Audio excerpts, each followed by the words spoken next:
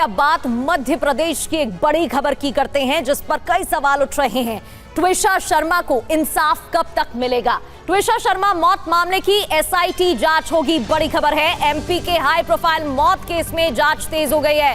ट्विशा के परिजनों ने हत्या का आरोप लगाया है। ट्विशा के ससुराल वालों को जमानत का विरोध किया जा रहा है। पुलिस ने परिवार के आरोप पर अब जांच शुरू कर दी है। परिजनों ने मांग की थी जल्द से जल्द इंसाफ मिलना चाहिए। कई आरोप उनकी तरफ से लगाए गए हैं। दहेज उत्पीड़न का आरोप भी लगाया गया है और इंसाफ कब तक ट्विशा को मिलेगा, ये बड़ा सवाल है, क्योंकि पोस्टमार्टम भी काफी हद तक नहीं हुआ था, काफी दिनों बाद किया गया, जिसको लेकर भी सवाल खड़े हुए। अब आपको दो तस्वीरें इसी मामले से जुड़ी दिखाते हैं। कैसे शादी के वक्त ट्विशा शर्मा खुश थी, आने वाले अच्छे दिनों की कल्पना कर रही थी, लेकिन उसे पता नहीं था कि उसकी इस खुशी का अंत इतनी जल्दी हो जाएगा। ये दो तस्वीरें देखिए। पहली तस्वीर आप शादी के वक्त की देख रहे हैं। आज स्थिति ये है कि ट्विशा के परिजनों को उसे इंसाफ दिलाने के लिए धरना प्रदर्शन करना पड़ रहा है। ये दूसरी तस्वीर आप देख रहे हैं, जहां ट्विशा की मौत पर सवाल खड़े हो रहे हैं। परिजन इंसाफ की मांग कर रहे हैं।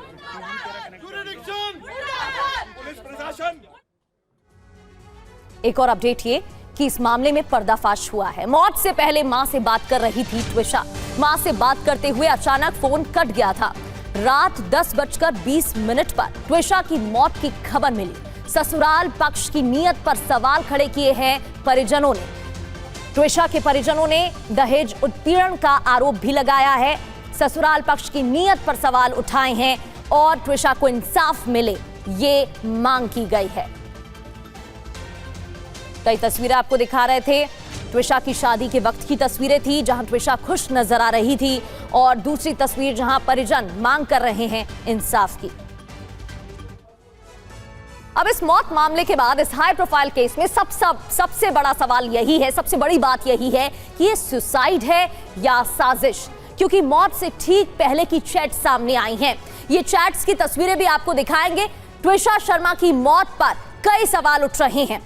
फंस गई हूं यार, बस तू मत फंसना, इस तरीके की चैट सामने आई है। ये जो चैट है, दरअसल ट्विशा अपनी दोस्त से बात कर रही थी, अपनी सहेली से बात कर रही थी, और उस दौरान इसने ये बातें लिखी हैं। फंस गई हूं, बस तू मत फंसना, सही समय पर कॉल करूंगी। ये बताने की कोशिश की कि शादी के बाद वो फंस गई है, लेकिन उसकी दोस्त इस तरह से कभी आगे भविष्य में ना फंसे। मुझे तुम्हारी चिंता हो रही है, तुमसे प्यार करती हूं, तुम्हारे साथ हूं। ये मीनाक्षी की तरफ से, यानी कि जिस सहेली से ट्विशा बात कर रही थी, उसने ये बात लिखी। जबरन ऑपरेशन का आरोप भी इस पूरे मामले में सामने आ रहा है। पोस्टमार्टम रिपोर्ट में मौत से एक हफ्ते पहले गर्भपात का पर्दाफाश हुआ, यानी कि जबरन अबॉर्शन कराया गया था ट्विशा का, यह आरोप भी लगाया गया है। परिजनों ने कहा है कि ट्विशा की मर्जी के खिलाफ जबरन ऑपरेशन कराया गया था। परिजनों की तरफ से जबरन ऑपरेशन का आरोप लगाया जा रहा है। शरीर पर एंटीमॉर्टम इंजरी, यानी कि पोस्टमार्टम रिपोर्ट के अनुसार हाथ और कान पर नीले निशान मिले हैं। पोस्टमार्टम रिपोर्ट में ये पूरी कहानी सामने आ रही है, जहां हाथ पर और कान पर चोट के निशान भी मिले हैं, जिसको लेकर भी सवाल उठ रहे हैं। सबूत मिटाने का आरोप भी लगाया जा रहा है।